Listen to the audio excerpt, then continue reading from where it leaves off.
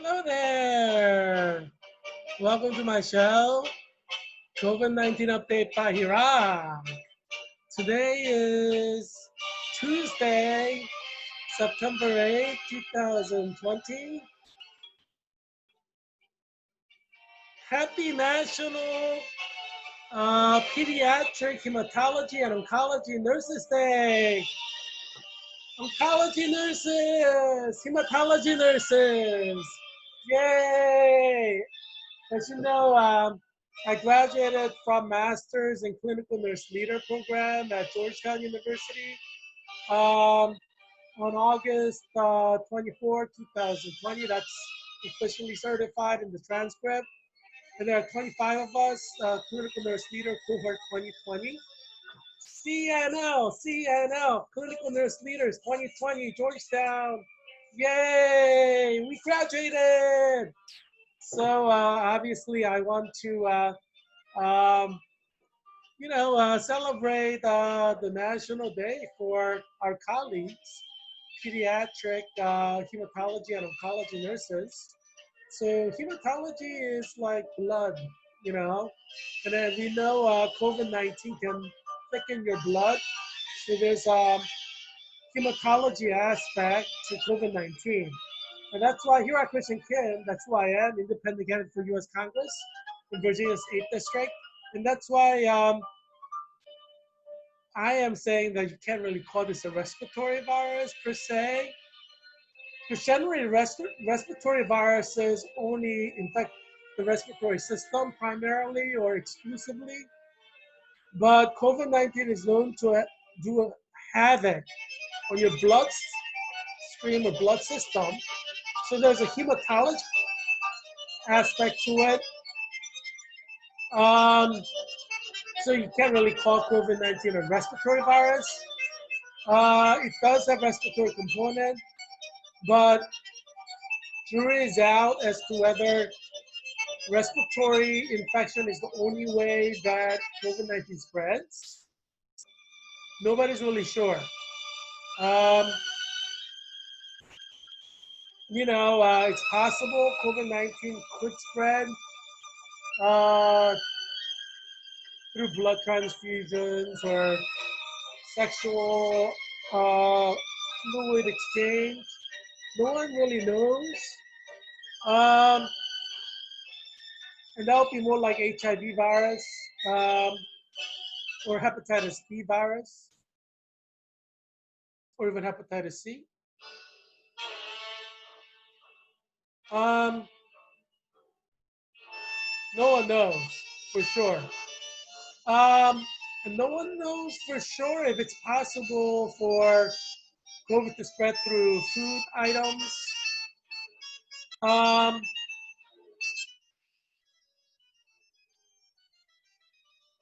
if it spreads through food, um, it could be more like hepatitis A virus, um, hepatitis E virus, and some other viruses like there can be similarities with like, Salmonella and E. coli, um, other bacteria or other kind of pathogens. Um, yeah, no one's really sure. That's why it's hard to group it as a respiratory virus. And I tweeted out today that we cannot put COVID-19 in a box. Like, if you call COVID-19 a respiratory virus, you're stereotyping it. It's kind of like stereotyping people, like Asians are good at math. I mean, there may be some truth to that, but stereotyping can be problematic from other angles. And same thing with viruses. If you stereotype them, it can limit understanding of what COVID-19 really is. Because we know that it does havoc to the blood system, and that's hematology system, right? So if it does havoc to the blood system, um, it's hard to ignore that there is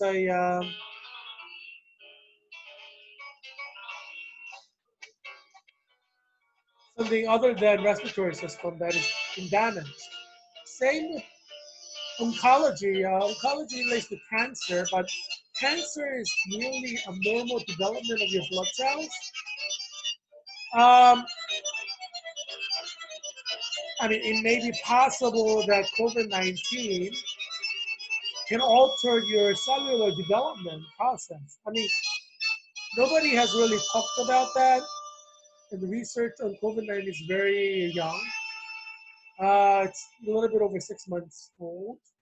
Scientists don't really know much about it, but it is possible that as an RNA virus, which hijacks the DNA developing mechanism, that people who have COVID-19 or people who had COVID-19 and quote recovered may experience type of onconeogenesis, um, meaning abnormal cellular development, which means you may get cancer from COVID-19. We know that there are viruses that cause cancer. For example, HPV virus. You have cervical cancer from HPV virus. So you have a HPV vaccine uh, that teenagers get, and women who have sex with a lot of sexual partners could get cervical cancer through HPV virus, which is a sexually transmitted disease. It's a virus. HIV virus can be sexually transmitted as well. So in the same way, HPV virus can be transmitted through sex, and that gives cervical cancer. There are other viruses that cause cancer. Um, so it is possible that COVID-19, which is a virus, and it's an RNA virus that hijacks the DNA machinery. DNA is what is instrumental in creating your cells. So it is possible that COVID-19 could cause cancer. We don't know because it's too soon. When viruses cause cancer, you have to study it over several years. So virus infects you, you suffer from the virus itself. Like for example, hepatitis, hepatitis can cause cancer as well um, in the liver. Um, but first, you're suffering from the viral attack, damage to the liver from the virus. That's what you're treating. But eventually, it can evolve into a cancerous growth of cells in the liver as a result of you having been once infected by hepatitis B or hepatitis C virus. So those things happen.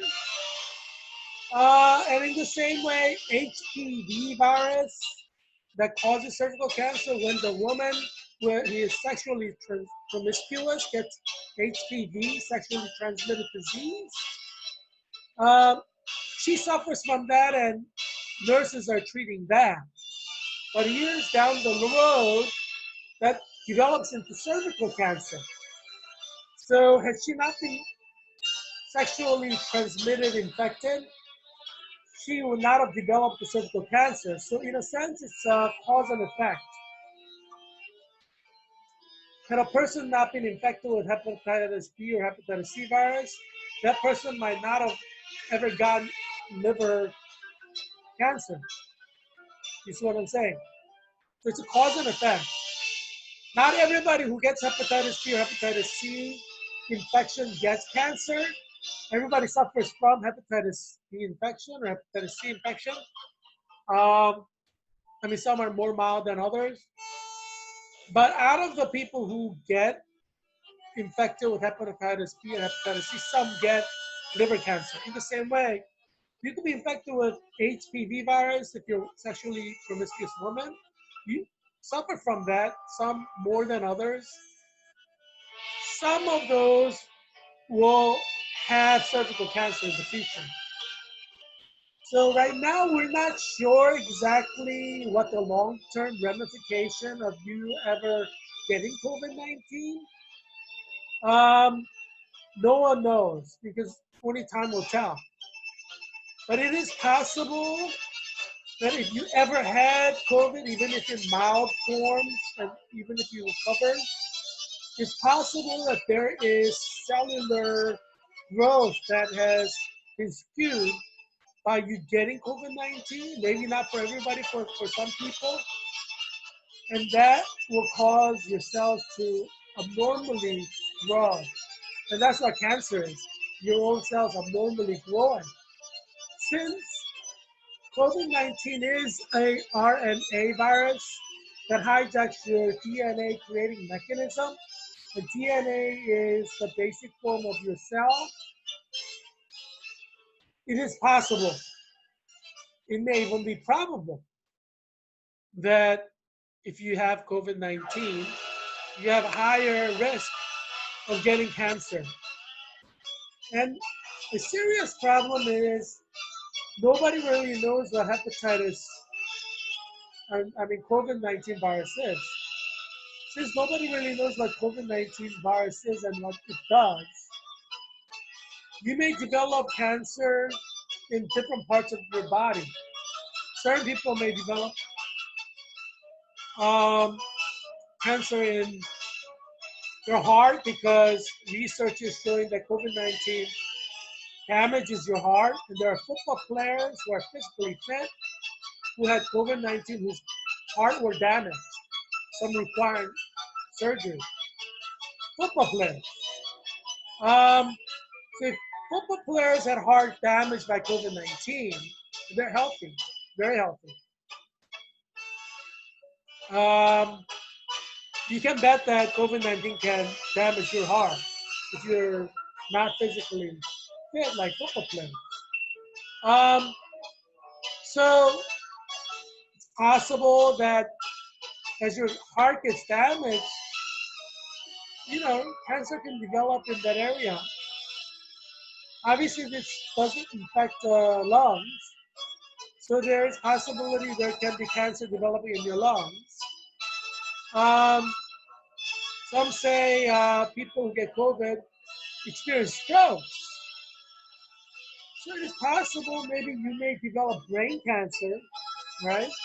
There's something wrong going on somewhere in your brain which could develop into cancer. And a lot of people in their 20s are experiencing some kind of stroke or CVA, milder form of stroke. You may not even notice it, but you experience a stroke. And from there may be a growth that develops into brain cancer. No one knows yet because, as I said, COVID-19 is very, very, very recent. You need to study for decades to understand what's going on. So for the next 20 years, scientists may be studying COVID-19. And as World Health Organization says, and even Yale University Medical School says, COVID-19 may be forever. Meaning, what you're experiencing now, like short periods of respite where you kind of relax, it's not spreading as much, followed by a lot of spread of COVID, outbreaks, spikes. You may be experiencing that for the next 20 years. We've had people die, like 1,000 people die every summer. Like next August, we may have 1,000 people die every August as well. That could be for the next 20 years. We don't know. We don't know. And no health expert can say that that won't happen. Every health expert has to recognize that this is a possibility because HIV virus is 365 days a year. It has never gone away. It's everywhere, and it's spreading. And hundreds of thousands of people die every year from HIV. Same with hepatitis C virus. Hundreds of thousands of people die every year from hepatitis C. That's been that way for decades. It hasn't, but it's not. It doesn't spread through respiratory causes, right? Like people breathing on you, it's not going to give you cancer, like HIV. It's not going to give you hepatitis C, right? You have to have sex with somebody. It's harder to get it. But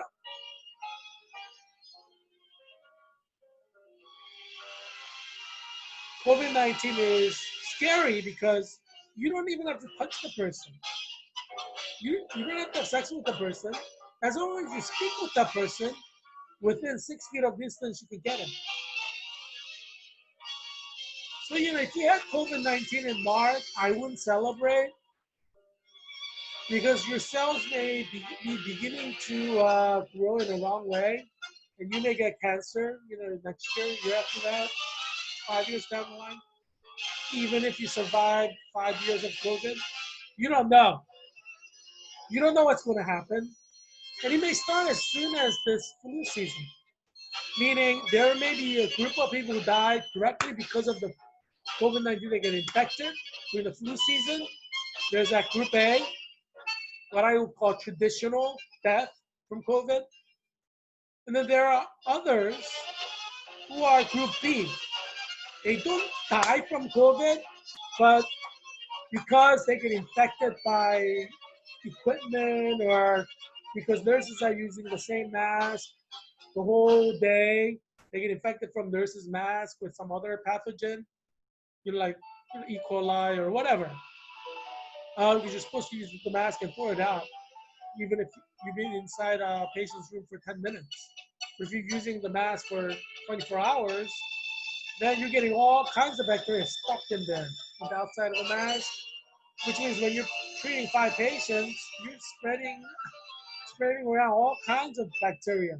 You're not supposed to carry the mask outside of the room. Just throw it away. Um, that's what happens when you don't have enough PPE. So that's what I call Group B. So Group B patients are not dying from COVID per se. They have COVID. They're dying from secondary infections, what we call high hospital-acquired infections. Because if the nurse is using the same mask for 12 hours and she's taking the mask outside of the room and going into different rooms, let's say 5 patients' rooms with the same mask, then whatever bacteria all those 5 patients have are stuck to the mask outside, spreading to all 5 patients. Some of them will get infected from that and they will die from the infection. So technically that's hospital, high hospital-acquired infections, HAI. But obviously the patient has COVID and that's why he died, because his immune system cannot fight it off. Because if he did not have COVID, maybe he would have survived. But that's something that we cannot tell. So his death is actually from COVID. Right? I mean, that's his primary diagnosis. All kinds of things can go wrong. So that's what I would call Group B death that we're going to see. So we could have 1 million Group A death. We could have 2 million Group B death. Or 2 million Group A death or 1 million Group B death. Um, and then there's other forms of death. So people get COVID infection, and then the organs start getting weak. Um,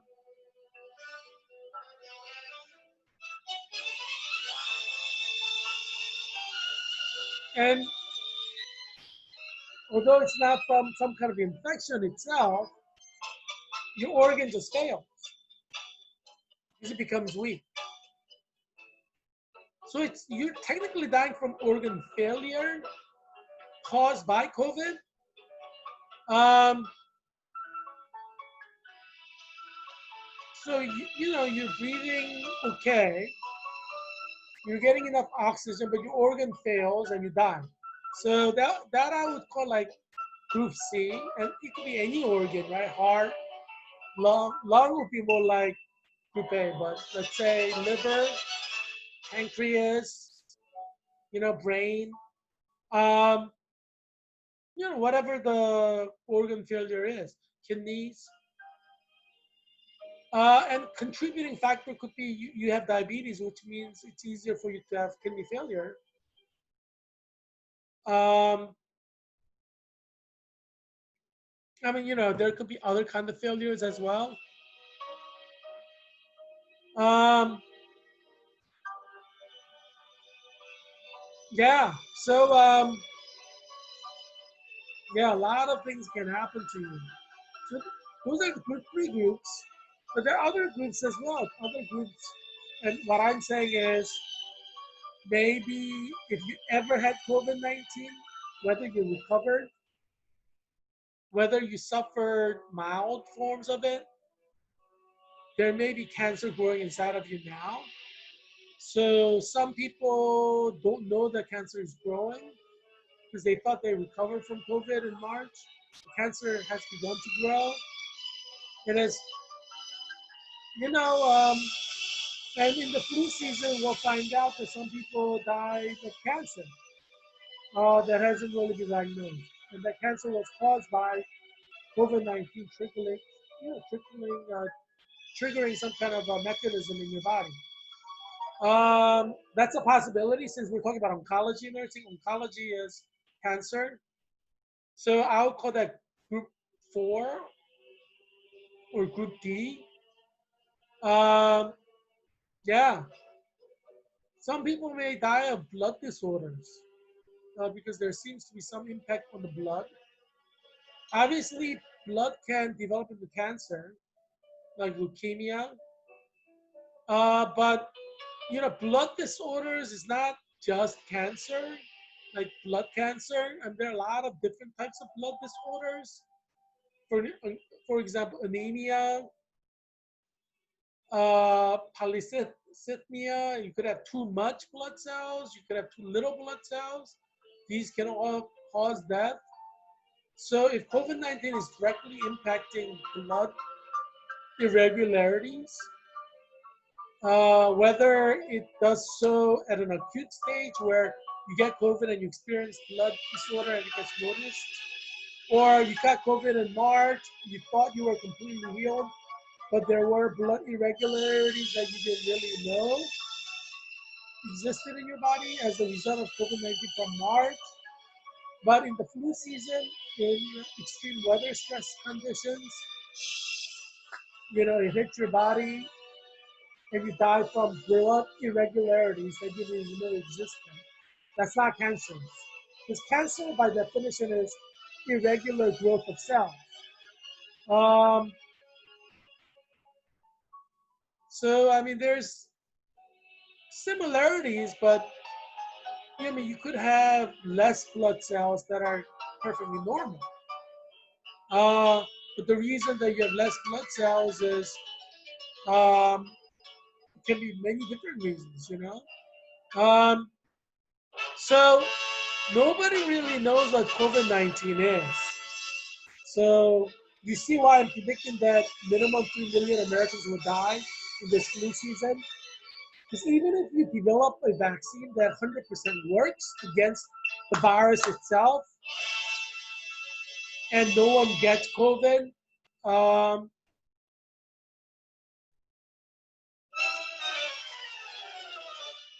per se, that doesn't change the fact that there are 4 million people who've gotten COVID before, and those people could have cancer develop from it,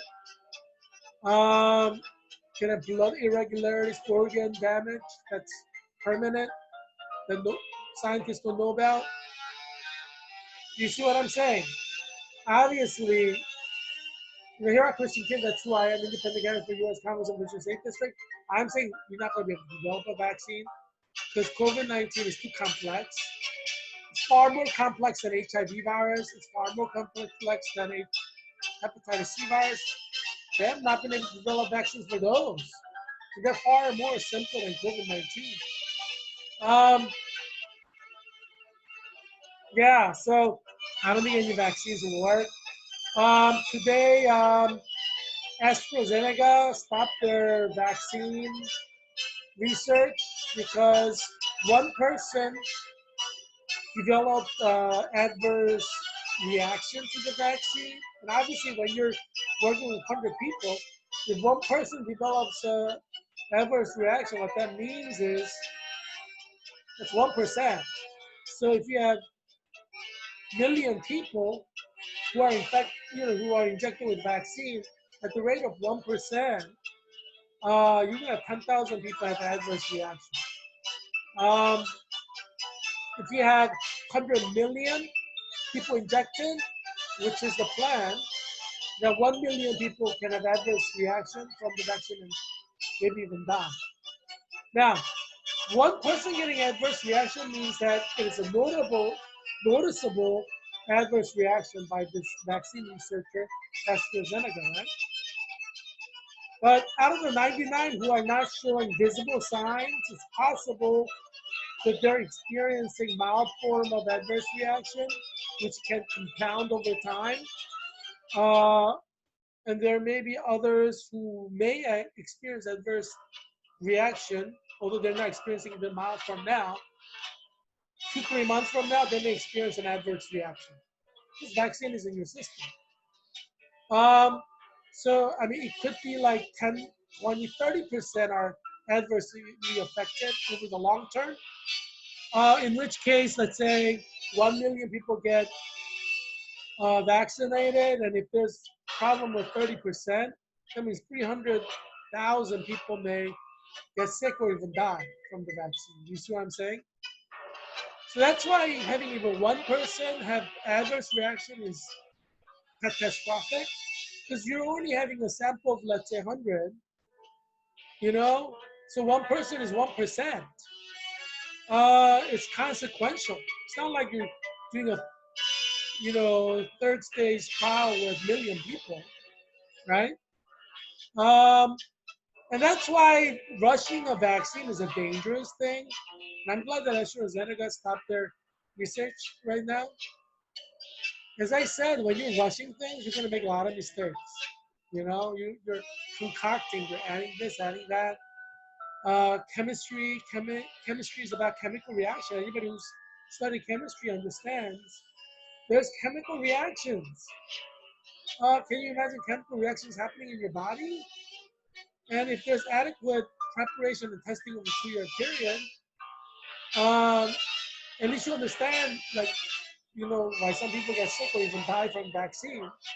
And you can try to figure that out and fix it if there's a problem. I mean, there's a reason why there is no HIV vaccine. There's a reason why there's no hepatitis C vaccine. Um, there's a reason why there's no herpes vaccine, right? I mean, HPV we do have a vaccine for, but there are all these other things where there's no vaccine.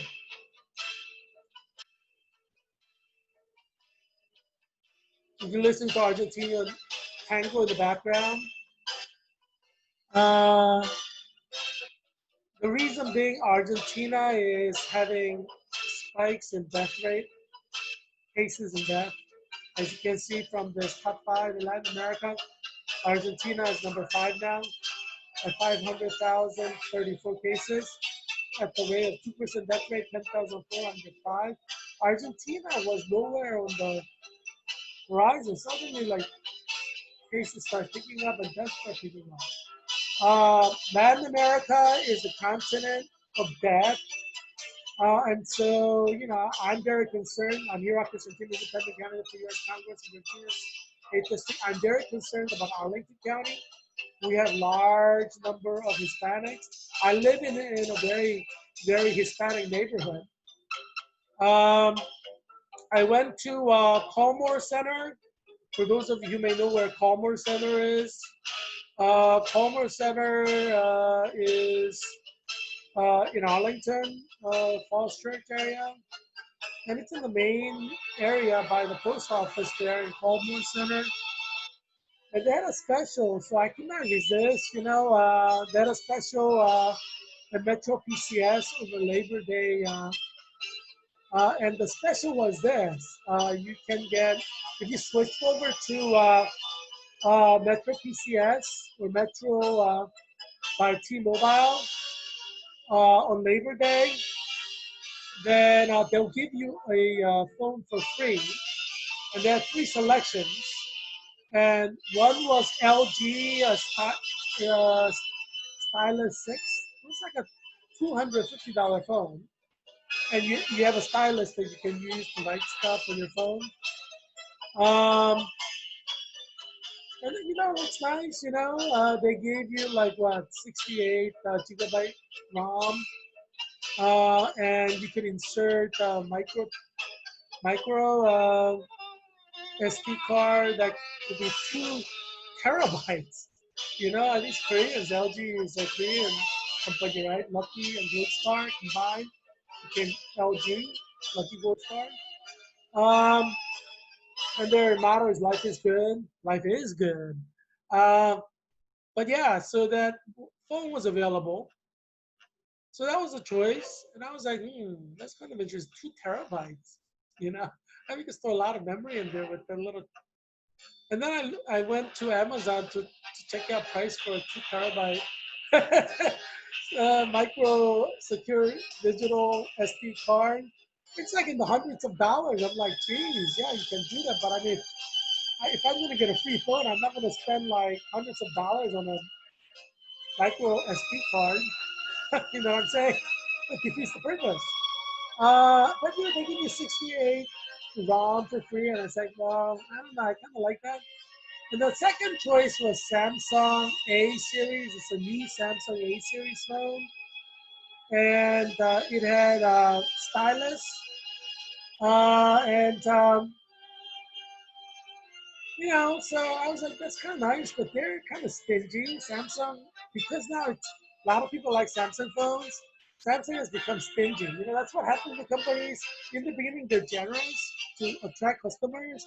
Once they have a strong customer base, they get really stingy. So Samsung is in the stingy stage, and they're also a Korean company. They're only giving you what 38 ROM, gigabyte ROM. I'm like, what are you going to do with 38 gigabyte ROM? It's like worthless. I'm like, I'm not getting a Samsung with 38 gigabyte RAM. You can't do anything with them. So it's also like $250 phone. I'm sure it's good. It has a quad camera system, which is good. But with 38 gigabyte RAM, what are you gonna do with them? LG phone is like the tri system, camera system.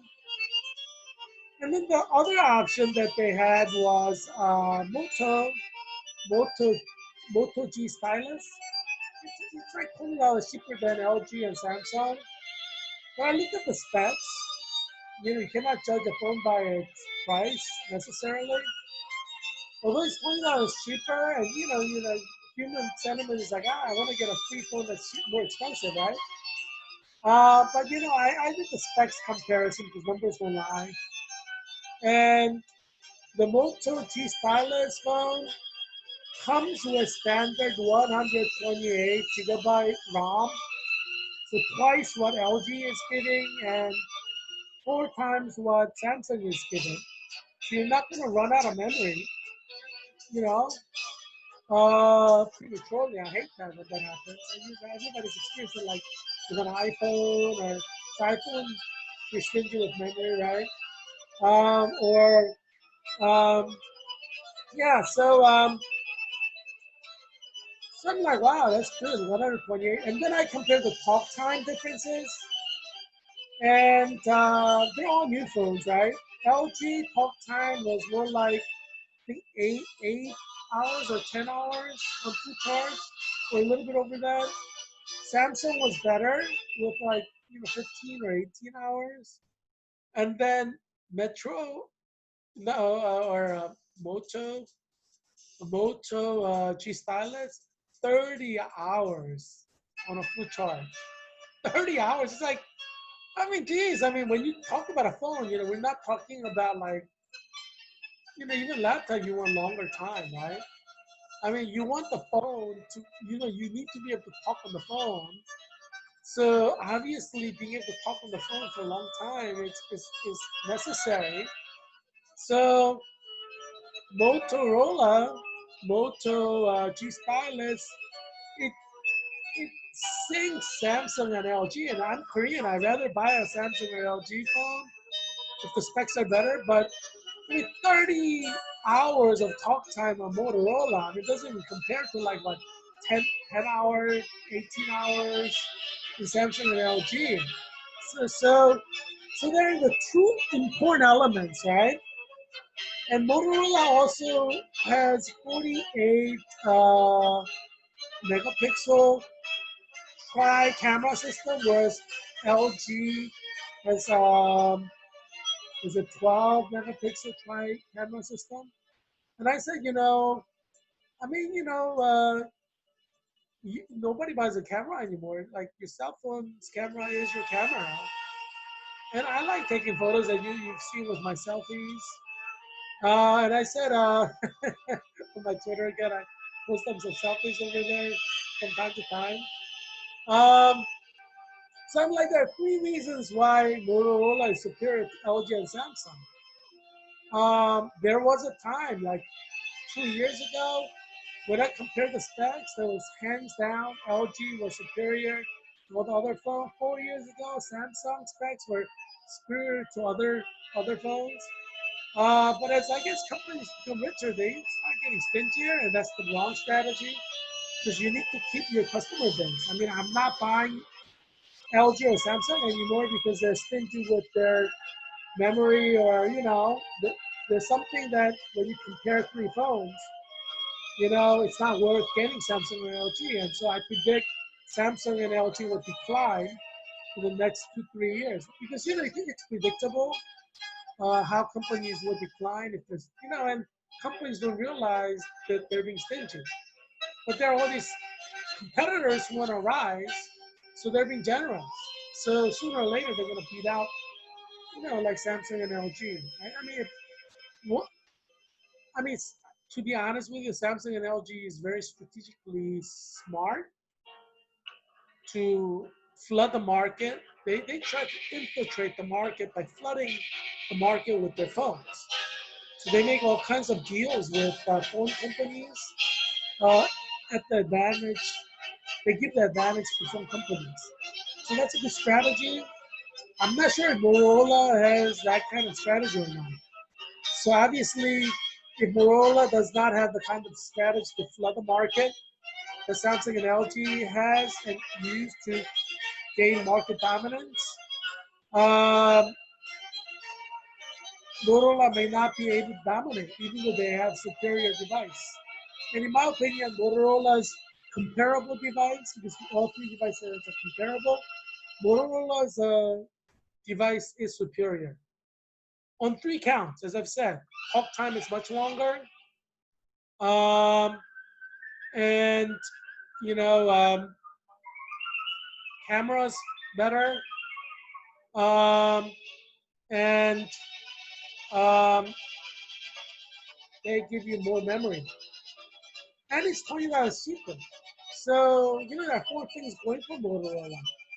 Um, I did notice a slight glitch. Like there is a slight glitch, technological glitch in Motorola. Um, that I didn't notice in Samsung and LG.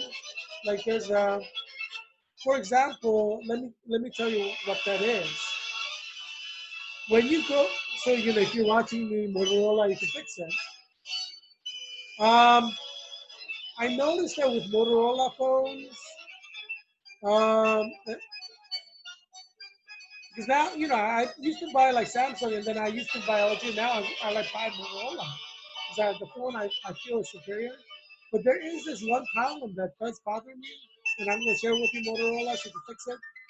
And that is when you go from like regular talking on the phone to speakerphone, there's a lag time, like a half a second lag time. That lag time doesn't exist with LG and Samsung. I never noticed it. It's instantaneous. But with Motorola phones, when you click on that speakerphone function, it's clunky. And sometimes you miss when you're talking to somebody and you push the button and you put the phone down, it should immediately go to speakerphone, but it doesn't. So you sometimes miss like a word or two. And as I'm running for U.S. Congress in Virginia's 8th district, one or two words that could be serious. Um, but because this is free phone, um, I mean, it may not be the phone. It may be the no. It's the phone because I noticed that with different carriers. So I think it's the phone itself. Um, because it's a device thing, right? Going from going to speakerphone. But so I switched over to one phone company to Metro PCS or Metro by T-Mobile because T-Mobile bought out. I guess they acquired Metro PCS, so now it's Metro by T-Mobile. We used to always be riding on the T-Mobile network, but I guess T-Mobile noticed that there's a lot of market share. It's well priced, so they bought out Metro PCS, which I believe is a smart move. T-Mobile makes very smart moves. When I was living in Germany and in England, I noticed T-Mobile making smart moves. Some companies are very smart about what they acquire, why they acquire it, and some companies are not. T-Mobile, from years of experience watching them using their phone, they're very smart. I would say about how they acquire smaller companies. Um, that's why T-Mobile is beginning to dominate in America. I mean, it's a German company that's quite spreading, and now it's globally quite dominant. I mean, ATI is still fairly dominant in the American context, but in the global context, I don't think ATT can compete with T-Mobile. You know, um, which is a commentary on American companies. It used to be that American companies were always dominant around the world, and that is no longer the case. Look at phone companies. Samsung is dominant everywhere globally. LG as well. And I guess you could say iPhone is globally dominant, but it's hard. I think that's harder claim to make because I think in terms of market share, I think Samsung and LG is wider than iPhone. Although I haven't really looked at the specs, so I can't say for definitive. But my feeling is that's the case. Uh, and as I said, Samsung and LG, their strategy is to flood the market and gain dominance their way. I mean, it's a numbers game, whether you're fighting a war on the battlefield or whether you're fighting a war uh, in in market share. It's a numbers game. PCs gain dominance because they were cheap, readily available, whereas Apple computers were not. That's why Apple computers went bankrupt, right? They almost went out of business.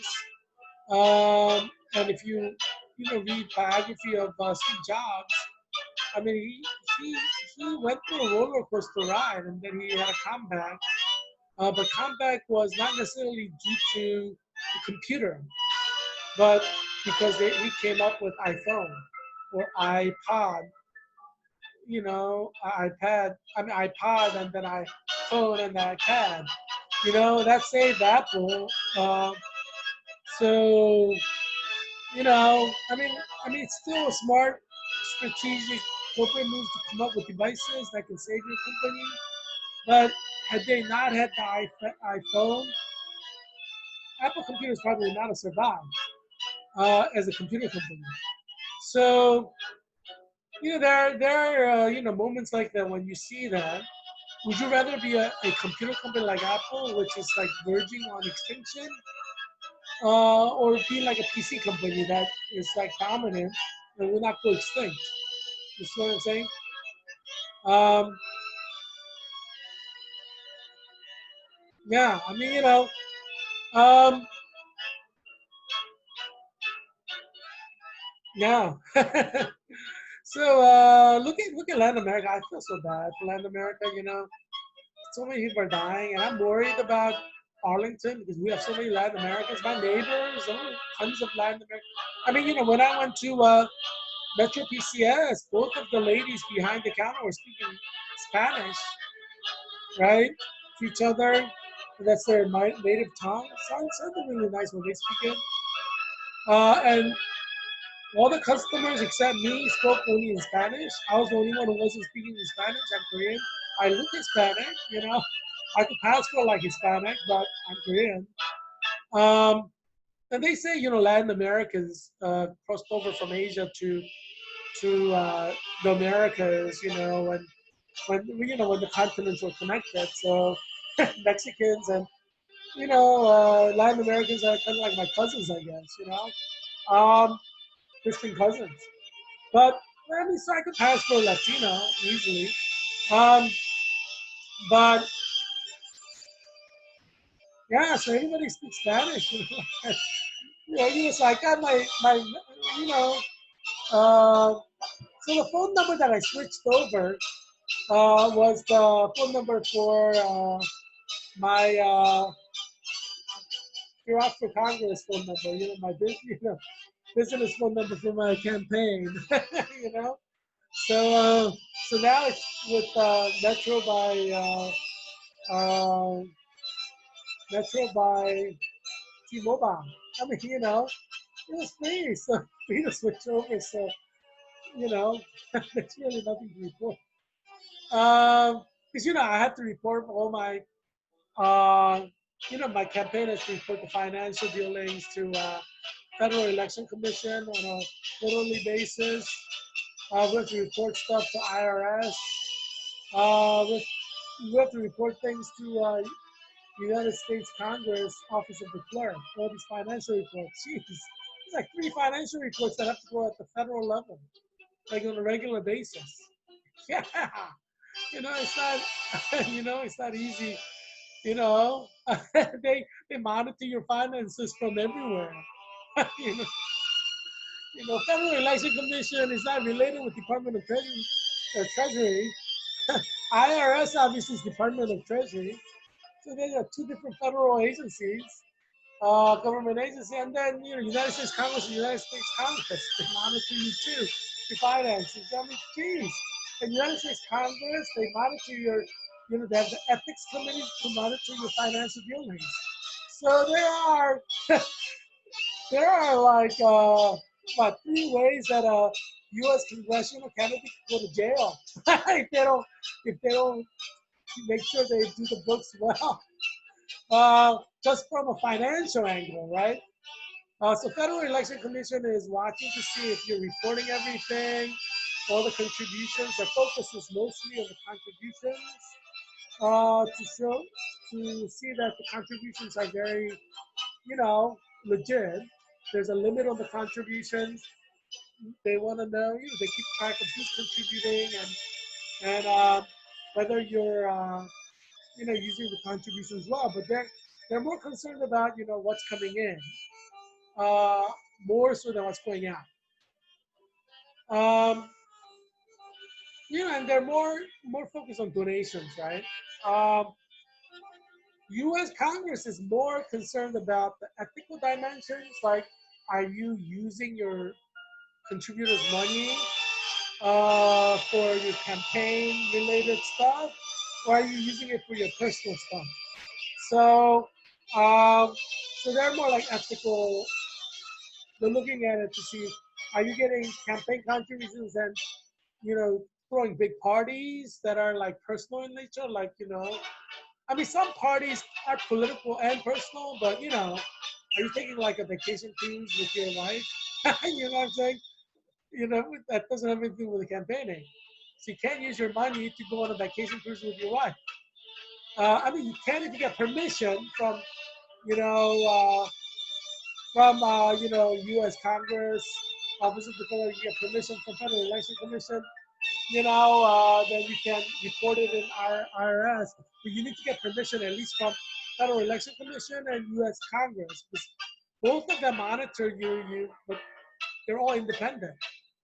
IRS obviously monitors you too, um, but as long as you report that you got permission, um, you're fairly safe as you have official permission. Although you may still have to get permission from IRS, or you need to check with them when you're reporting, so you don't misreport. So IRS is more about how you report. Is it reported accurately or not accurately? You know, um, so each of the federal agents have a slight different focus in the way they monitor, federal level candidates. you know, so think about this. My campaign, Heerak Kim for Congress, has to manage all this stuff. You know, it's not easy. Yeah. But I'm in good graces. I'm all legit. Obviously, I'm going to make sure nothing goes wrong. Federal Election Commission is happy with me. U.S. Congress Office of Clerk is happy with me. IRS is happy with me. We're all happy, all four of us, at the federal level. Yeah. Yeah, but yeah, I just wanted to show you, like this neighborhood where I am, zip code 22204, a lot of it, Hispanic Latinos, When I walk around in my building, everybody's speaking Spanish. I almost never hear like non-Spanish. I'm like, I gotta learn Spanish. I mean, everybody's speaking Spanish. I look Hispanic, like Latino, and I can't speak Spanish. I know French, I know German, I know Hebrew, I know Korean, but I can't speak Spanish. Everybody speaks Spanish in my neighborhood. Like, as I said, when I went to Metro PCS, I'm the only one who's not speaking Spanish. Or Metro by T-Mobile. Yeah. But yeah, I got my free phone. Obviously, you know, I'm in a shoestring budget. I'm like the shoestring budget candidate. And I'm thinking about writing a book, after I win US Congress, how to win US Congress on a shoestring budget. you know? Because I remember looking at like how to travel Europe on shoestring budget. I remember something like that. I thought it was kind of cool. So yeah, but so yeah, I'm very concerned about Latinos in Virginia's 8th district. Very very concerned. I think we're gonna have a lot of people die in Virginia's 8th district, especially in Arlington County. A lot of Hispanics, and the proof is in the pudding. Look at all these Latino countries. Everybody's dying. So, I mean, geez, we're going to have a lot of people die. A lot of Latinos die. I'm predicting like 1 million Latinos will die in America in the flu season, just all over the country. Yeah, I mean, right now, look at all the death, right? It was in California, Texas, and Florida. We have like a heavy concentration of Latinos. That's where a lot of deaths were coming from. Yeah, and New York, there's a lot of Latinos as well. Those March. So this Christmas time, we get a lot of Latinos dead. I mean, it's sad. Yeah, yeah, Arlington County is in trouble because we have a lot of Latinos here. Maybe people are probably going to get COVID and die. Yeah. So Mexico is number 4 at 642,860 cases, 11% death rate. Look at the death rate, 11%. 68,484 people have died. So when the death rate is high, you're going to have a lot of people die, even though you have similar number of cases. Like Colombia is similar in terms of number of cases as Mexico, right? 67,000, 671,533. And death rate is 3%, so that's 21,611. Peru has 691,575 cases, similar number of cases as Colombia and Mexico. But their death rate is 4%, so you have 29,976. Death rate makes a big difference, But one thing is clear, a lot of Latinos are dying in Latin America. A lot of Latinos are dying in America. A lot of Latinos will die in the flu season. I'm predicting, I'm Heerak again, independent candidate for U.S. Congress, Business 8 District, 1 million in the flu season in America. Latinos dying. Yeah. If you're Latino, please stay inside your home if you can. If you can work from home, work from home. Keep your children at home. I mean, Heerak, Michigan, that's who I am, independent candidate for U.S. Congress. I work hard to save your children's life and your life by tweeting for 3 months, literally for 3 months, and talking in this program for 3 months to get Arlington County Public Schools, Alexandria City Public Schools, Falls Church Public Schools, Fairfax County Public Schools to go 100% online. This is because I want to save your life. Do you see what a mensch I am? It's like a Yiddish for a good guy. Mensch. Yeah, I'm a good guy. I'm trying to save your life. I'm not just talking about saving your life. I actually do what I need to do to get your life saved. Jeez, I mean, like, I created this show to save your life. Obviously, I'm going to use this show to save your life.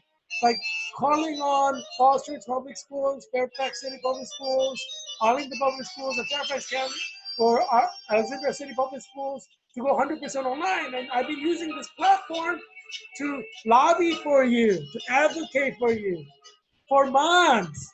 And I succeeded, you know, I succeeded in getting them to go online. And that's going to save your life. But you got to do your part. Now that your child is not required to go to school physically and your child can be at home, you have to do your part to keep your child in your home. Don't let your child wander around. It's like a cat, you know. Cat can be stray cat. Cat likes to be outside. But you domesticate a cat and keep the cat inside and don't let the cat out. There are people who never let their pets out ever. Like they live in an apartment, they don't get out ever. Um, it's training, right? And that's what you gotta do with your children. If you don't want your children to die from COVID, this flu season for the next 6 months, you gotta make sure your child is inside. I mean, you could go outside with them, but make sure you're with them, you accompany them, and you put the mask on them, and you gotta be very, very, very careful. Maybe even mask and a face shield. But as I said, get a treadmill, like those walking machine, exercise machine. Get an exercise bike for your apartment. If you have a home, you can have your child walk around in your backyard supervised. But in the winter, it's too cold anyway. So you get like an exercise bike, it's like $150 or whatever. You get a treadmill, walking treadmill for a few $100s. If you have the money, it's worth it. You gotta invest in it. Because your children do need to exercise, get physical exercise. So you do need to get some kind of exercise machine. Maybe, buy, if you're in an apartment building, it's kind of hard to do aerobics. Because you don't want to jump around. But you could do like yoga, maybe get some DVD, right? Do some stretching exercises, or that you can do with children. Tai Chi type of a thing. Stretching exercises. If you've been in sports, you can do stretching exercises with your children every day. You figure out a way to do exercising without making too much noise. Yeah, but you gotta kind of think about what I call the cat principle, domesticated cat principle. Make sure you monitor your children, keep your children inside so they don't die. Especially if you're Hispanic. Just look at the number of deaths in Latin America. You are genetically the same as these people in Latin America, which means guaranteed high number of deaths in COVID. Yeah. So you gotta do what you gotta do to protect your children's life. You're the mother, you're the father. It's your job to work to protect your children's life. So yeah, Brazil is number one in death in Latin America with 127,464 deaths, 3% rate like America, and their COVID-19 cases are at 4,162,073. United States, we're at 189,639. We're still number one in COVID-19 death. I wish United States were number one in manufacturing. That's what I want to see America be number one in. But China's number one in manufacturing. United States used to be number one, but no longer. How many cell phones do you know that are American, right? That's a case in point. Confirmed cases are 6,326,696. Yeah, it's bad.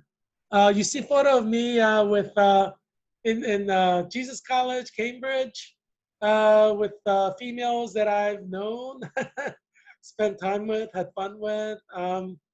I've shared photos of them before in different settings. I just kind of brought together photos. So these are photos from like dinners that we had. Like we have these like like dinners, special dinners for like and so like it was all four of those photos are from like special dinners. Um, so the one on the left was from a special dinner invite from Churchill College, like formal hall, and the picture next to that is Australia night. So we celebrate like Australia. Yeah, we had Australia because it was in England. There are a lot of Aussies there. And the picture next to that is Mexican night. Um, and the picture after that is like New Hall College. They invited us for formal hall dinner, and so I kind of hooked up with a nice English New Hall College girl, and she served in the military. Yeah, I guess she served in the military before coming to uh, to Cambridge. So I guess she's a veteran, a British veteran. I mean, I don't know. She's so young, so I don't know how that all works out. Maybe she graduated early from high school. But she was like what 21 or 22, or was she doing something like ROTC? I don't know. Yeah, I don't know the English system. Because I thought she said she was an officer in the military and that she went to like military academy. I don't know. I don't know the British system. Like in America, we have 4 years of like West Point. It may not be like that because I think Prince Harry went to Sandhurst and his training to be an officer was like 18 months. If I'm not mistaken. So it may be shorter. So it may be that she went to Sandhurst or somewhere like that, became an officer, and then came to Cambridge. I don't know. Maybe she's training to be like MI6 or MI5. I mean, I don't know. Um, well, I know she's really pretty. So I spent a lot of time with her. I mean, I wasn't, I guess I was interested about getting to know like her background, but you know, guys don't think about those things that much when they're with a girl.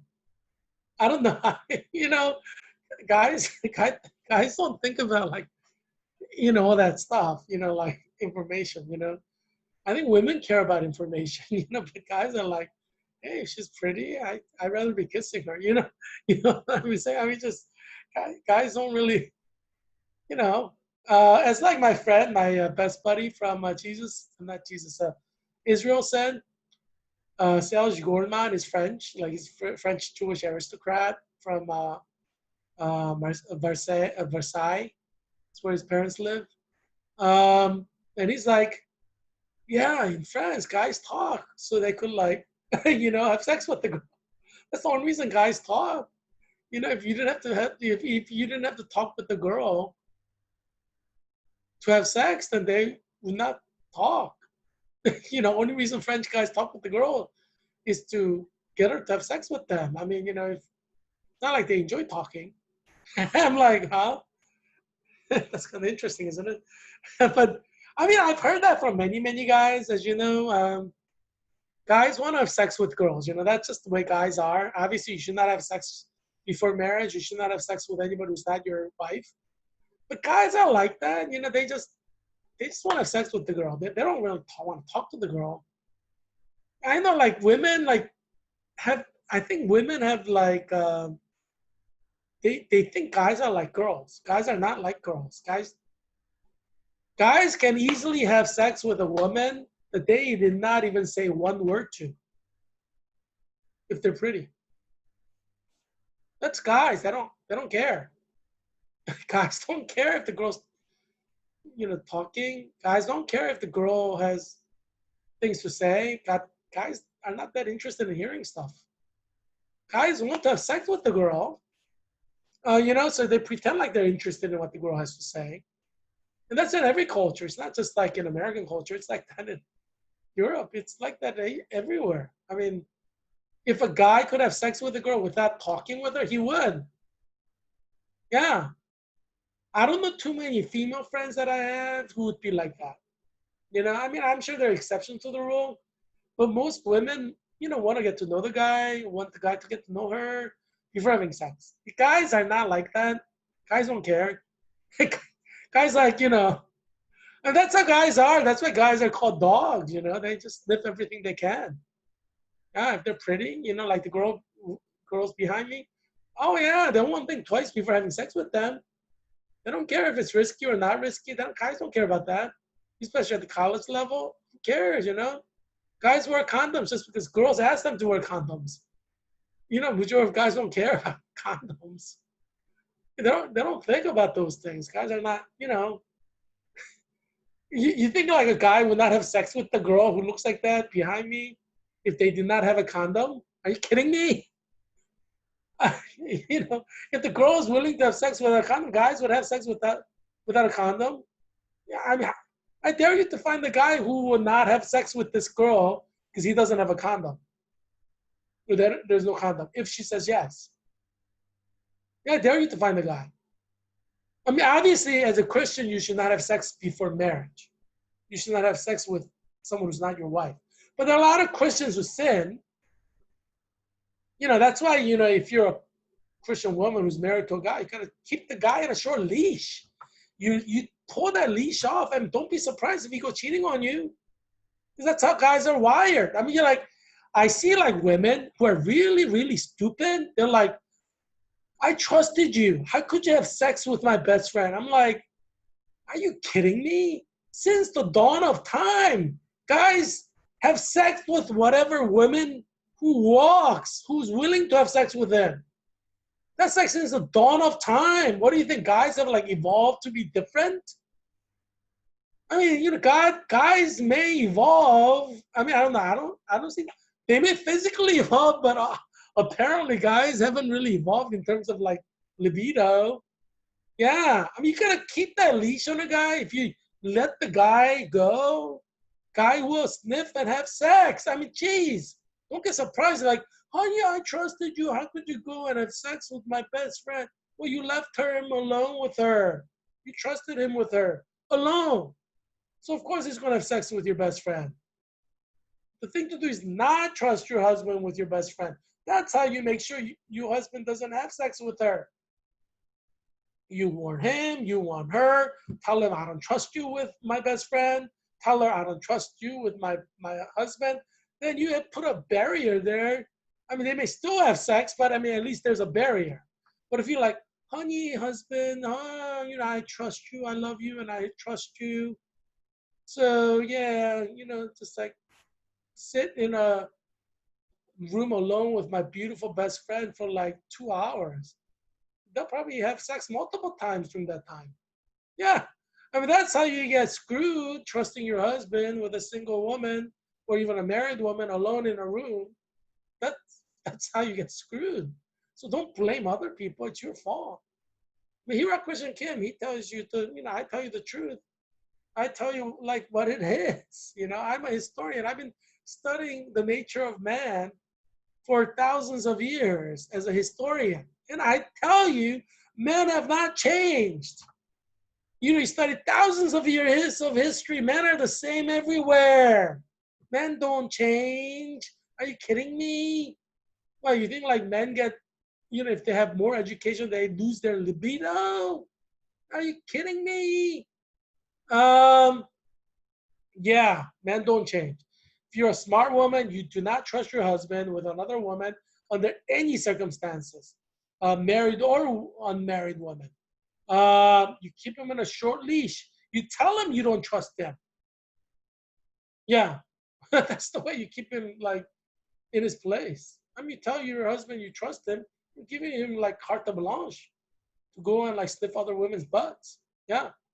Yeah, some women are smart and they have a short leash and they, so they don't get screwed over by their husband, like having sex with another woman. I'm telling you, men cannot control themselves. Men are like horny. So you leave a man alone with a woman, whether it's your cousin, your sister, your best friend, he's gonna have sex with her. That's like normal human nature for men. If he doesn't have sex with him, with your sister, you know, that's not normal. Because normal thing is for a man when he is alone with a woman to try to have sex with her when there's an opportunity. That's just a guy. Doesn't matter if it's Christian, pastor, elder, deacon. Doesn't matter. All men have fallen into sin. You know, Romans emphasizes that. You know that everybody has sin. Um, Everybody's capable of entering into great sin. That's why you have Romans chapter 1. You know, warning about homosexuality because everybody can fall into homosexuality. Every one of you. Yeah, that's why Romans chapter 1 exists as a barrier to prevent you from falling into eternal damnation because there's no, you know, there's no salvation once you become homosexual, you know, according to the Bible. I mean, God can give you an exception, but you got to take that up with God. But, you know, we have the Bible that shows that there's no exception. So we just follow the Bible. But obviously, there's always an exception. You know, like in the Bible, like Jacob beat God in wrestling. I mean, that's an exception to the rule. Obviously, he let him win, but sometimes that does happen. There are exceptions to the rule, but as Christians, we must follow the rule. So we're going to act like there are no exceptions. But, you know, if there's an exception, then it's just special case, right? So the exception, you know, exceptions prove the rule, as we say. Um, yeah. So yeah, there's no salvation. No homosexual goes to heaven ever. No homosexual is ever forgiven by God. Those are the rules. As I said, you know, those are the rules that we have. That we have to follow as a church. Um, now, yeah. So yeah, you know, I was the president of Cambridge University Korean Society. You could ask Paul Lim. Paul Lim, professor of theology at Vanderbilt Divinity School. You know, was at Cambridge. He was the president of Korean Society before me. He's the one who pushed me into running to be president, and I became president. Yeah, I could ask him. Yeah, I was the president. And during my presidency, obviously, you know, I do great things wherever I'm president. Like when I was at Georgetown University, collaborative diplomacy president from academic year 2019 to 2020. As you know, I graduated in August 24th. Um, you know, I did great stuff like Chinese New Year celebration that was the biggest in the history of Georgetown University. And that's the way I was when I was at Cambridge University. When I was the president of Cambridge University Korean Society, I did some humongous stuff, like big stuff. Like I invited the Korean ambassador of Korea to you know, like I organized that with Center for International Relations, with the director of the center, and you can see the director there in the center sitting next to the ambassador who's sitting next to me. And it turned out they both are classmates from Trinity College, Cambridge. They both did their bachelor's degree together. So I'm like, geez, you know, I didn't know that when I was arranging with the director of international relations to invite Korean ambassador to talk on North Korea, South Korea diplomacy at Georgetown University. So it was sponsored conjointly by Cambridge University Korean Society, where I was the president, with Cambridge University Center for International Relations, or you know that's like law school foreign service kind of thing at Cambridge University. And so he was the director, and then we, you know, so a lot of Korean dignitaries came from all over Europe. It was a big special event. It was like well advertised throughout England's Commonwealth and Northern Ireland. You had like other academics come too. And so, yeah, you know, and I organized a formal hall dinner at Jesus College for the, you know, the key people. And you see behind us like undergraduates eating formal hall. Because, you know, like there's formal hall at designated time. and I got permission from Jesus College, Cambridge. That's my college at Cambridge, to have a big, to be able to get like, to for a space for like the key people. Um, so the undergraduates are well behaved. Like drinking age in England is 18. So a lot of undergraduates, they drink like a bottle of wine or more every formal hall dinner. They drink a lot, these English people. But because drinking age starts at 18 in England, so college students don't have alcohol. Um, but anyway, yeah. So I organized this thing, and I obviously, I sat next to, a Korea House of Representative member, President Park Chung-hee's daughter. Uh, I'm the president of Cambridge University Korean Society, so obviously I'm going to sit next to the political dignitary, the most important dignitary. She became the president of Korea, first female president of Korea. Yeah, but yeah, this was before she became president of Korea. I think I inspired her from my conversation. I think she ran for presidency because of the talk we had. Who knows? I mean, maybe not. But I'm very encouraging of people to be the best that they are. Um, and so who knows? Maybe I had that positive impact uh, in in getting Korea to have the first female president. But it's like people you meet, you have impact on. And that's just fact of life. Um, yeah. Anyway, I've done great things at Cambridge University. Obviously, people know me. I mean, this is, I did Jewish studies at Cambridge because I'm an expert of Jewish studies. So that's my primary field. But look at this. When I was the president of Cambridge University Korean Society, I worked and negotiated with the director of Center for International Relations, which is like equivalent to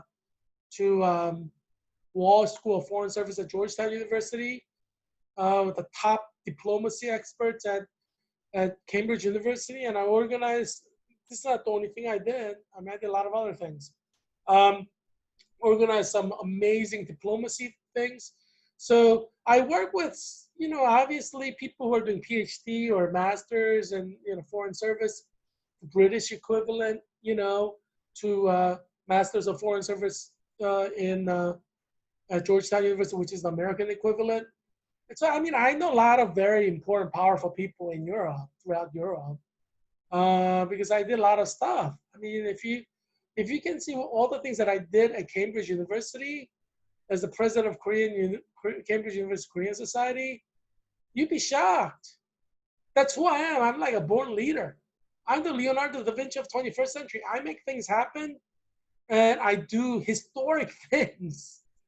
That's why, if you vote for me for U.S. Congress and Virginia's 8th District, I mean, you're in luck. I mean, you're talking about somebody who's very competent, who's going to revolutionize U.S. federal government in a positive direction where we regain global dominance in the world. That's what I could bring to the table. If you, vote for me, because I can't be a U.S. congressman without your votes. It's up to you. If you want to make America great again, you will vote for me. Because what has Tom Byer done in the last, 6 to 8 years? He's been a congressman. Nothing. He didn't contribute to making America great at all. But Heerak Christian Kim, that's why I'm independent candidate for U.S. Congress of Virginia's 8th District. You vote for me, America will be made great again. Make America great again. Vote for Heerak Christian Kim. Yeah, I mean, you're in love because I'm running. See, if I weren't running, you can't even vote for me. But I'm running, so you can vote for me. You have this chance to make America great again. Are you going to let this slip by? I mean, geez, you have this opportunity to have somebody who has a known track record of doing great things, not only in the American context, like at Georgetown University as the president of Georgetown Collaborative Diplomacy Initiative, but in a foreign territory. Yes, I was the president of Cambridge University Korean Society, like my ethnic group. But look at what I've done with other ethnic groups at the university level. At an official university level, it was announced as the biggest lecture at that time. And out of that, an endowed chair in the name of the Korean ambassador to South Korea was formed at Cambridge University. So now there's an endowed professorship to honor the Korean ambassador who spoke that day. And this happened like a couple years afterwards. I mean, the donations start flowing in from Samsung billionaires and LG billionaires and Hyundai billionaires, because a lot of people who have money also, business leaders also come. Yeah, I mean, that's how things are. What can you do? I work very well with billionaire CEOs and executives and politicians, bring them together. I'm just an honest guy, so I don't take the money. But I think most people do. They get fed off of like these business people. I'm like an honest politician, honest guy. I just want to do good for the world. So I bring together billionaire business people with politicians, and I do like momentous things that contribute to what we need. Like you're talking about North Korea and South Korean relations. You know, um, for example, and so like having the biggest Chinese New Year celebration at Georgetown, for example. You see what I'm saying? And that's why you should vote for me on November 3rd, 2020. Uh, yeah, I mean, you do what you want. You're not a slave. But if you want to make America great again, you gotta vote for people who are going to contribute to making America great again. Otherwise, how are you going to make America great again? Doesn't matter if you're a Democrat or Republican. I'm running as an independent. I have no party affiliation. But I'm the guy you need to make America great again. It's as simple as that. But you do what you want. As I said, if I get elected to U.S. Congress, then I go get sworn in on January, and I'm just going to make America great again. If I don't get elected, then I just continue working at Virginia Hospital Center, saving, patients that I help, you know. So wherever I am, I'm doing good for the world. That's just the kind of mensch that I am. What can I say? you know, I am the Leonardo da Vinci of 21st century, so I have the mental capacity to make America great again. There aren't anybody who's Leonardo da Vinci of 21st century. There's only one of me in 500 years. So there's no one like me right now in all of US Congress. So you vote for me, America's going to become great again. You don't vote for me, America may collapse. I mean, that's like, you call, I'm not stressed because I'm a Christian. My value comes from being born again as a child of God, son of God. And that's where my value comes from. So being a U.S. congressman cannot top my being a child of God. I mean, geez, that's like so much higher than being a U.S. congressman. But I'm willing to, take a step down to. I'm still a child of God, but you know what I'm saying. I mean, it is a step down. Uh, just to make America great again. Does America deserve to be great again? I don't know. But if you vote for me for U.S. Congress, I'll clean up America so that America will be deserving to be a great nation. You see what I mean? Because nation has to be deserving as well. So I want to make America deserving to be the greatest nation in the world and make America the greatest nation in the world. These are two separate issues, but I'll work on both simultaneously. If you vote for me for U.S. Congress, Virginia's 8th District, which is Arlington, Alexandria, Falls Church, and Fairfax County. Anyway, yeah, I'm glad you joined me as I share with you all these happy memories, and yeah, and also give you some information about what's happening with COVID-19. We talked about AstraZeneca stopping their vaccine research due to adverse reactions. So I'll keep you updated, and obviously, I create this show to save you and your children from COVID-19. So you should definitely watch this show every day without fail if you want to survive COVID-19. As I said, I don't believe the liberal media. Liberal media keeps trying to portray COVID-19 like it's like temporary, and it's not. It's giving you a sense of security, which is not going to be safe during flu season.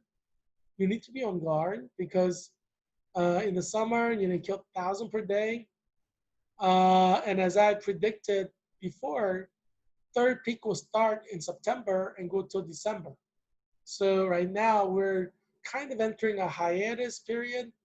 Although we have a lot of people dying, over 400, but the third peak will be really big. So first peak was March until May. Second peak was June to August. I predicted this long time. I've tweeted this out many, many times on different days for weeks and weeks, and talked about it in the show. And I said third peak will start in September and go to December. So yeah, you're gonna see a lot of people dying in the third peak. Far more than first peak, far more than second peak, far more than two peaks combined, first and second. So yeah, so keep watching this show because you can't trust CNN, you cannot trust the liberal media. They don't give you the whole truth, nothing but the truth. So help you God. Yes, I'm going to give you all the truth. I'm going to give you truth that will make you happy in your personal life. Like, so you won't get divorced because you're putting too much trust in your human husband who's a sinner. No human can really be totally trusted, and you should treat your husband like he's a god, right? He's not, he's mortal, he's human, he's a sinner.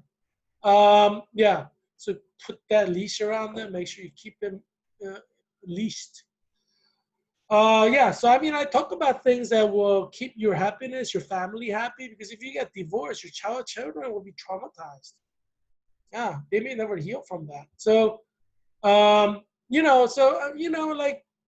I'm trying to ensure your happiness, as well as your safety and to see that you'll survive COVID-19. Look at what I'm doing for you guys, your family, your children, and you.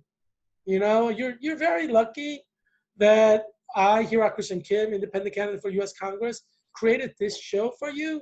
Where would you be without this show? Geez, where would you be? You may be dead from COVID. Some of your marriages are saved because of this show.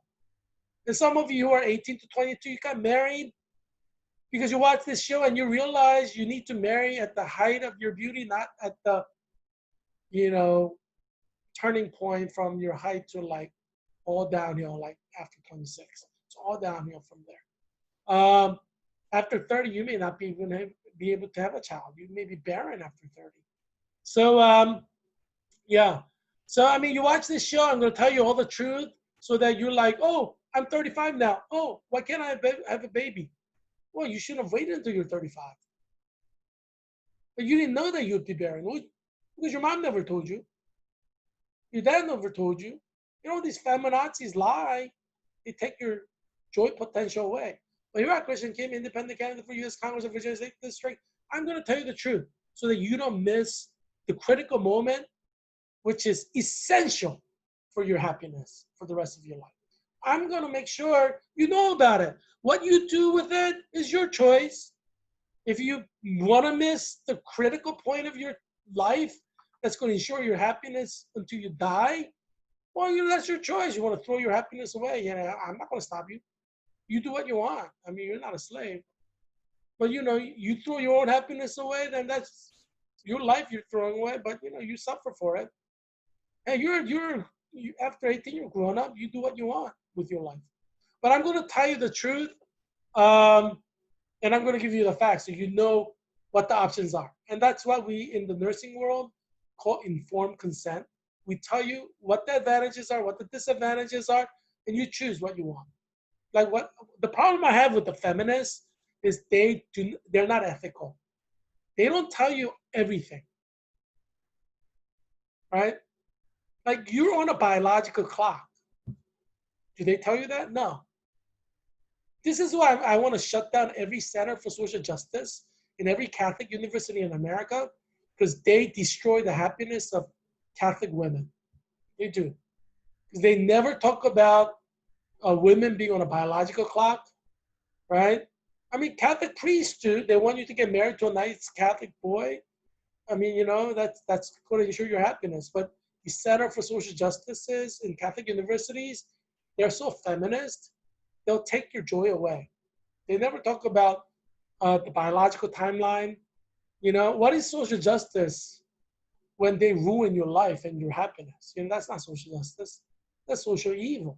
So I consider Center for Social Justice and Catholic universities as evil because they don't give you full facts. You know, you got to be honest with people, right? If you reach 26, biologically, it's all downhill from there. That's a fact. It's not an opinion. It's a biological fact. It's a science. But how come Center for Social Justice don't talk about that? They want to hide that kind of fact from you because they have a feminist agenda. They have like man-hating feminist agenda. And that's going to hurt you far more than it hurts any man. It's just man-hating women in Center for Social Justice. It's sad. Yeah, I mean, you know, they're not going to tell you that you could be barren after 30, do they? I mean, how mean is that? It's your body, right? And all they talk about is your body. You could abort your baby. That's what they talk about. It's your body. Shouldn't you know what's going to happen to your body after 30? I mean, you know, 90% of the women don't know what's going to happen to their body after they're 30. They think they have all the time in the world. Oh, I get my bachelor's, I'll get my master's, and then, you know, and then I'll do X, Y, and Z, and then I'll get married and I'm, you know, like promoted to some kind of manager position, like around 35. But no one told you that you could be barren, did they? Is that fair to you? This is why I believe in informed consent. You need to have all the facts, whether you like it or not. And then you decide what you want. You want to take the risk, you take the risk. It's your life. Do what you want. But you need the facts. And this is where this show, COVID-19 Update by Heerak, provides you with the facts, provides you with your facts about COVID. It provides you facts about things that are essential for your life, for your happiness. And that's why this show is so important to you. Right? I mean, you need to know different aspects of life, and then you decide what you want out of that. But you need to know, right? And these feminazis in Center for Social Justice, they're not going to tell you the facts, all the facts. In fact, they're going to hide it from you because they're all political. No, truth is important. You need to know the truth. You deserve the truth. And then you decide what you want, right? But you need to know. And so this is why my show is important. It ends the corruption of social justice centers. I consider social justice centers and universities very corrupt. Why are they corrupt? Because they're politically agenda driven, and they're willing to lie or quash the truth or hide the truth from you. That can end up hurting you or taking your happiness away. And that's not fair to you. That's not social justice. That's a social evil. And that's why I call for all the Catholic universities to defund social justice centers. Just get rid of them. You know, they're useless. Not only they're useless, I would say they're harmful to Catholic students in Catholic universities, social justice centers. Get rid of them. Yeah, that's like priority number one, I would say, for 100% of the Catholic universities. The Center for Social Justice, I would argue they're all evil because they perpetuate feminism, they perpetuate feminist lies, and they destroy the future of happily married Catholic husband and wife and children. It goes against the mission of the Catholic Church. I would say Center for Social Justice in all Catholic universities go directly against the stated mission of the Catholic schools, Catholic colleges. That's why you need to defund social justice centers in every Catholic university. And that's my opinion, but it's a professional opinion, I would argue. As you know, I've been trained as a theologian. I know what the goals are of the Catholic Church. Historic goals, 2,000 years. Obviously, man marrying woman is one of them. Not man marrying man, woman marrying woman. Right? That goes directly against the stated mission and vision of the Catholic Church and the Holy Bible. And so we need to destroy the Center for Social Justice in every Catholic school. Destroy meaning defund it. Yeah, we need to defund it. In order to save your children, you need to contact your child's university and say defund Center for Social Justice because they only do evil. There isn't a single thing they do that is actually good. Show me one. Show me one thing that they do that is purely good. You know, I haven't seen it. And I'm an expert theologian, and I have, you know, I know what Center for Social Justice do. There are a lot of things that you could do for the world, for society, without a Center for Social Justice. Center for Social Justice is agenda-driven along really anti-Christian lines, anti-Bible lines. And that's why it's necessary to defund Center for Social Justice in every Catholic university. It's necessary for the sake of future of the Catholic Church, for the sake of the happiness of Catholic children who are in Catholic universities to study. You know, it's necessary. Yeah, so yeah, I'll talk more about that another time. Obviously, you know, I have examples after examples, proof after proof, facts after facts. So I don't say anything that I cannot back up. Yeah, so yeah, sure. I mean, I would love to have a public discourse with leaders of Center for Social Justice at every Catholic university. I know I'll win any debate hands down. So yeah, I mean, more public the better, because that's what I'm trying to do, right? Bring attention to things that people are trying to hide. You know, there's no reason to hide. Let everything come out to the open. You know, you want to live in lies? You want to live in a society full of lies? Is that what you want? Or do you want to live in a society full of truth? What do you want out of your society? What do you want? You're gonna decide what you want, right? Yeah.